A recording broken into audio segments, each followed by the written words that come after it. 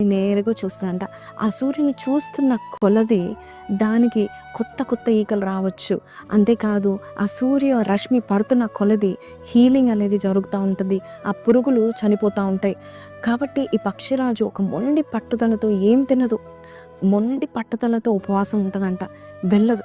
దాదాపు చాలా దినాల వరకు ఏం తినకుండా ఆ యొక్క బలహీనంగా ఉన్న ఈ పక్షిరాజు సూర్య రశ్మి దగ్గర బలం పొందుకుంటా ఉంటదంట.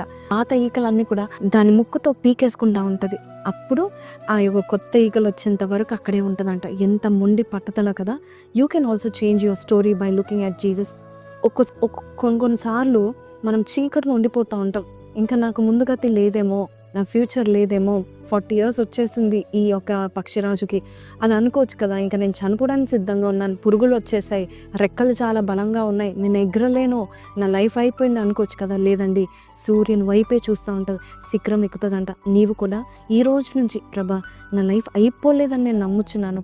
ఎంత వయసైనా కూడా దేవా నీ వైపు నేను చూస్తున్నా. ఎంత బిజినెస్‌లో ఫెయిల్ అయినా, ఎంత నా రిలేషన్‌షిప్స్‌లో ఫెయిల్ అయినా, ఎంత నా కుటుంబం నా నుండి వెళ్ళిపోయినా కూడా I know you are there. శిఖరం పైకి ఎక్కడానికి ఇష్టపడతా ఉంటున్నారా? మోషే జీవితం కూడా అందరు నన్ను మర్చిపోయారు అనుకుంటూ ఎవరినో ఒకళ్ళని, మరి ఎంతో తక్కువ లెవెల్‌లో ఉన్న అమ్మాయిని పెళ్లి చేసుకొని 2 కుమారులను కన్న తర్వాత చిన్న వృత్తి చేసుకుంటూ గొర్రెల కాపరిగా ఉంటూ బ్రతుకుతా ఉన్న సమయంలో ఒకరోజు శిఖరం ఎక్కాడు. శిఖరం ఎక్కినప్పుడు ఆ యొక్క బర్నింగ్ బుష్‌ని చూశాను. మండుతున్న పొదలో దేవుడు మోషే మోషే అని ఆయనను పిలిచాడు. అంతే, ఆయన జీవితం మారిపోయింది. ఈరోజు అదే